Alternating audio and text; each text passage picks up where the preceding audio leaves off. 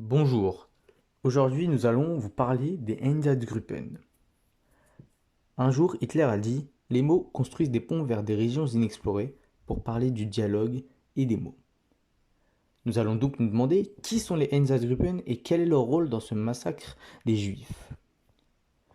1939, c'est la date des créations des Einsatzgruppen, ou autrement dit, unité d'extermination mobile du Troisième Reich. Elle a été créée pendant la Seconde Guerre mondiale par Himmler et Heydrich. Les Einsatzgruppen étaient composés de SS et de Gestapo, principalement, avec une partie de SD et de Kripo. Environ 150 000 personnes ont été assassinées par les Einsatzgruppen qui effectuaient des rapports très précis sur les actions et opérations qu'ils menaient.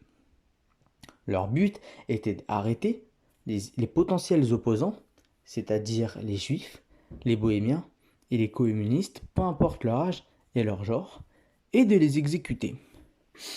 Les autres buts étaient de contrer les invasions et assauts ennemis, de maintenir l'ordre et d'effectuer des déportations et des génocides, notamment celui des Juifs avec la Shoah par balle que Tom va vous présenter par la suite. Les Einsatzgruppen sont aussi responsables de la Shoah par balle. La Shoah par balle, c'est le plus grand massacre par balle qu'il y a eu durant la Seconde Guerre mondiale. On estime entre 1,5 et 2 millions de Juifs qui ont été exterminés par balle entre 1941 et 1944. On les a exterminés pour raisons politiques. Hitler s'est servi d'une raison politique pour les exterminer. Il a dit que les Juifs représentaient une menace politique future et possible pour son régime, et donc il valait mieux les exterminer maintenant. Donc au début, il commençait à les exterminer en les amenant dans des camps de concentration en Allemagne. Par des trains, ils sont passés entre 100 et 150 par wagon où ils mouraient quasiment tous dedans. Sauf qu'à partir de juillet 1942, ils ont remplacé ça par des massacres par balles, car ce n'était pas rentable au niveau du temps, de la durée et des morts. On a par exemple le village polonais de Józefów, où les Allemands sont rentrés et ont massacré par centaines, voire par milliers, les Juifs d'une balle dans la nuque. 80% des Juifs qui ont été attrapés par les nazis sont fait exterminer pendant cette période-ci.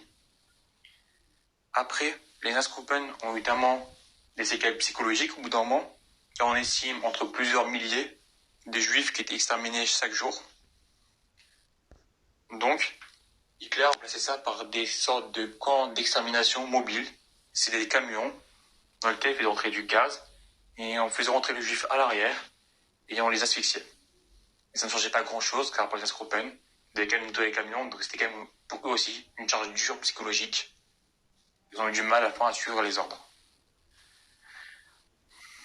On estime à un tiers des Juifs des pays de l'Est qui ont réussi à survivre à cette période-ci, en fuyant le pays.